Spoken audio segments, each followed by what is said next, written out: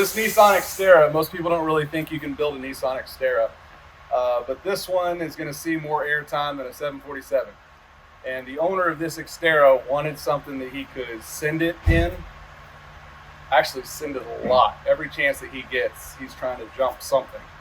So we needed to build him a vehicle that would stand up to the abuse that he is going to throw at it. So we started with a Dirt King long arm kit for a Nissan Frontier.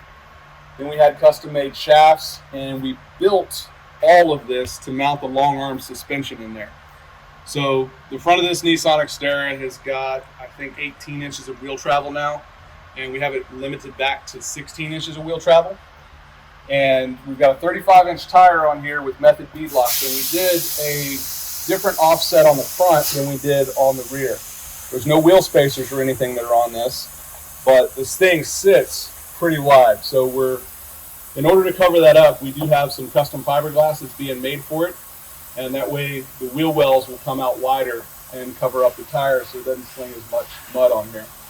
And this Xterra is pretty unique. So it's made to sit low, it's made to drive like a sports car, and it's made to be a lot of fun to drive off-road. So if we go back to kind of our build philosophy of build a sports car, build a side-by-side, plus whatever your favorite vehicle is, and kind of put it all into one, that's what we've built here. So you've got custom shafts in here, King 2.5 coilovers with internal bump stops. So we did an internal bump stop inside of the shock, and then we also did an external hydraulic bump stop out here, and then we've limited it back to 16 inches of travel.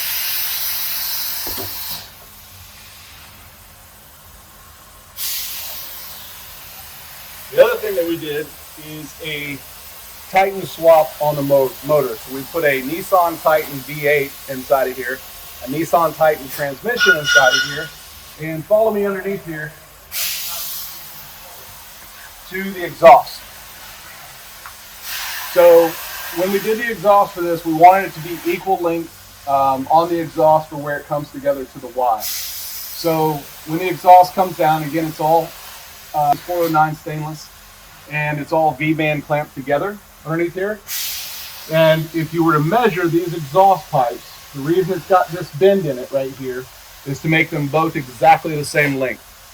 That way, whenever it flows, this exhaust system produces a tremendous amount of power, or doesn't restrict the power that would happen if we were to have kink tube inside of there. So Tommy built all this from scratch, and it sounds amazing, it flows amazing, and really adds to the power of this vehicle. Right now, we're putting a Deaver spring pack on the back. Let's go out back and I'll show you what's going on. All right, so we didn't start this initial build. This had revolver shackles on it, which I don't really care for, but people do it with these springs because it helps to add to articulation. The downside to it is that they unload anytime you go to jump it. So we got rid of the standard lift kit leaf springs that were on there. And if you notice, the leaf count on this Deaver spring pack is a lot more than what was over there.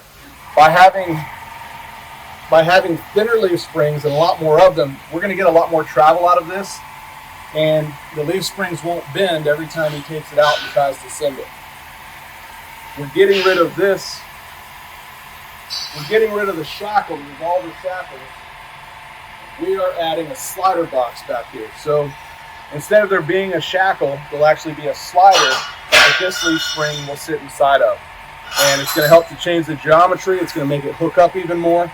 And now, whenever he jumps this thing, we don't have to worry about these shackles unloading and loading. It also won't restrict the movement like a normal leaf spring shackle will. He's got an off-road Gorilla right here. Off-road Gorilla diff cover. Hi, Angel. How you doing? Miss you, man. So if you have a Nissan and you need a diff cover, contact Off-Road Gorilla and let Angel hook it up for you. And what we've done to the shocks over here is come around here to this side. So we Frenched the shock towers that we made into the frame and reinforced everything with a cross member. That way we can have a long travel King 2.5 shock back here with a 2.5 hydraulic pump stop. And Garth has severely beat on this thing for a long time. And now he wants to go faster, so we're getting rid of these whatever leaf springs they were, and we're putting real leaf springs on there that will allow this thing to travel.